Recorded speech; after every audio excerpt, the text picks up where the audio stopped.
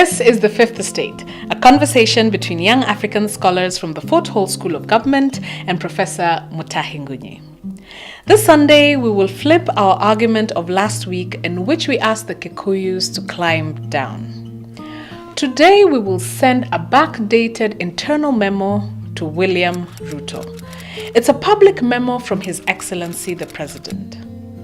Dear Mr. Ruto, sir, greetings and well wishes from the Fort Hall School of Government.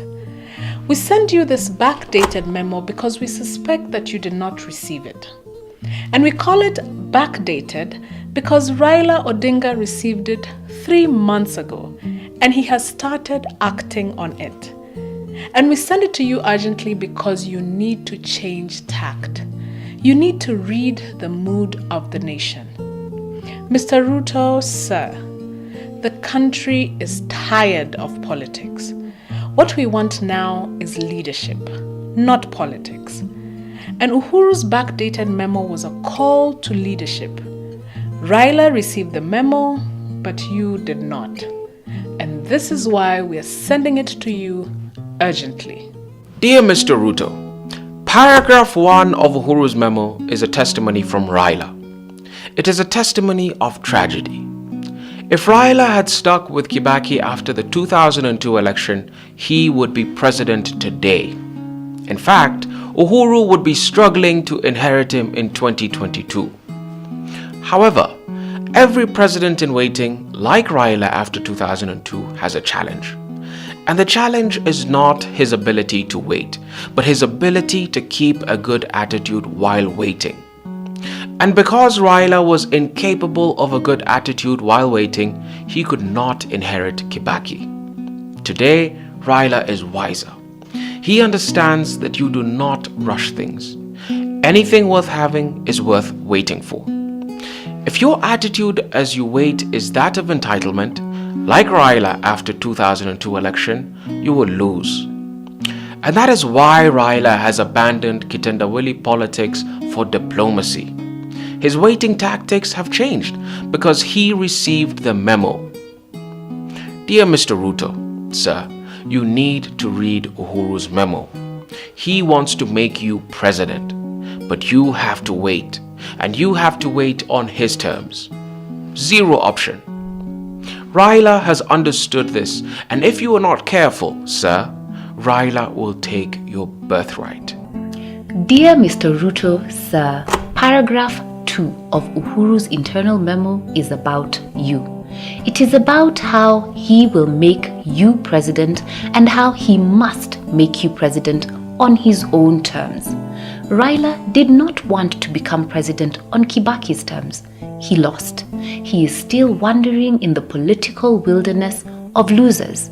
But now he is wiser. He does not mind becoming president on Uhuru's terms. However, you, Mr. Ruto, sir, want to become president on your own terms. Yet presidents are made in boardrooms.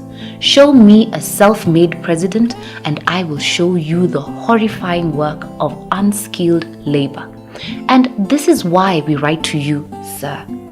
Esau in the Holy Bible spent all his time in the fields doing political rallies, but his twin brother, Jacob, spent all his time at home plotting how he will inherit his father.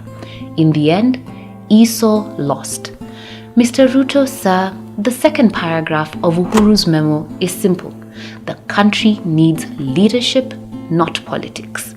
Politics is what Esau did to please his father. Leadership is what Jacob did by staying still and waiting. Dear Mr. Ruto, sir, the third paragraph of Uhuru's internal memo is a story. But it is also a paradox. It begins by stating that if you wait until you're ready, you will wait for the rest of your life. And that is why you have started campaigning for the presidency early. There is nothing wrong with it. However, there is also a paradox here, and it is a story. It is about two fathers and their sons. The first father, Mr. Shi, had two sons. One loved learning, the other loved war. The first son learned philosophy and was made a tutor. The second son learned war strategy and was made a general. Then there was a second father, Mr. Meng. When he heard of the success of the Shi brothers, he sent his own sons to follow their example. His first son learned philosophy, but his cleverness threatened the king. He was castrated. The second son displayed military genius, but was not made a general. Instead, the king broke his legs. Both families did exactly the same thing, but the results were different. Dear Mr. Ruto, sir, make no assumptions. Dear Mr. Ruto, sir, do not fall for the trap that the second father, Mr. Meng, fell for. He did not read the rhythm of the times. He refused to engage with the mood of the nation. He did what the oracles of old did. He followed the instructions of habit. Mr. Ruto, sir, maybe you have trust issues with Kikuyus, and maybe Uhuru has trust issues with you. But politics is not about trust. Trust is about romance, and politics is about interests. Whether you trust Uhuru or Uhuru trusts you, it's all irrelevant. Leadership is not about romance. It is not about hugs and kisses. It is about interests. And the interests of the people you both represent are the same.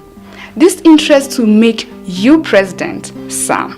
And that is why Uhuru is inviting you, sir, to shift from politics to leadership.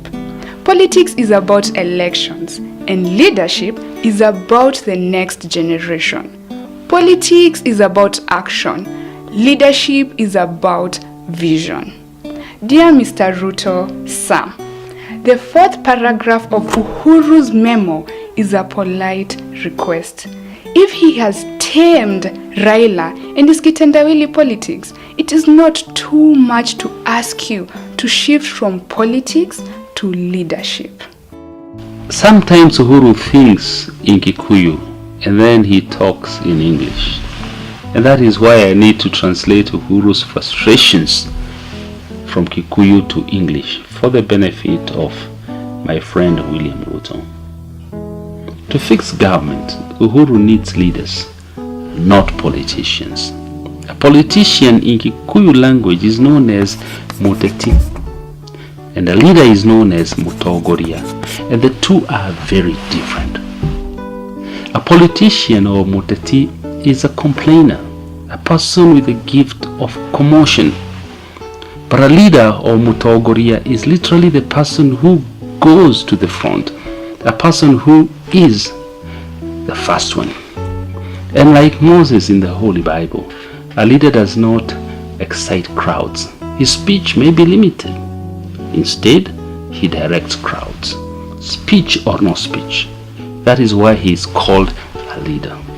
The Kikuyus, therefore, Mutetis or people with the gift of complaining, are sent to parliament.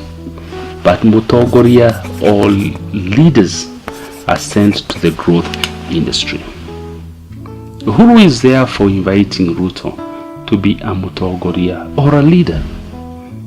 A politician is about elections, but a leader is about vision. And Uhuru is asking Ruto to talk vision, not elections. And on this one, I am inclined to agree with Uhuru.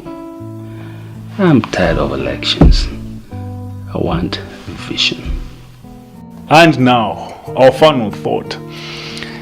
Dear Mr. Ruto, sir, you are in a prisoner's dilemma. You are like this prisoner in Greek mythology called Daedalus, who was locked up with his son Icarus. While in prison, Daedalus the father, who was a great Athenian architect, came up with a brilliant idea for escaping prison. He built two sets of wings, one for himself and one for his son Icarus. The wings were made of feathers and wax. They were designed to help them fly out of prison. But before the two escaped, the father warned his son Icarus not to get too excited of flying. In particular, he warned him not to fly too high because the sun will melt the wax on his wings. However, because Icarus was young, he did not heed his father's warning. He flew too close to the sun, and the wax in his wings melted. He fell and died. Dear Mr. Ruto, sir, the job of deputy president is made of wings that are fashioned with wax. If you fly too close to the sun, the wax will melt and you will fall. But if you lie low, you will become boss.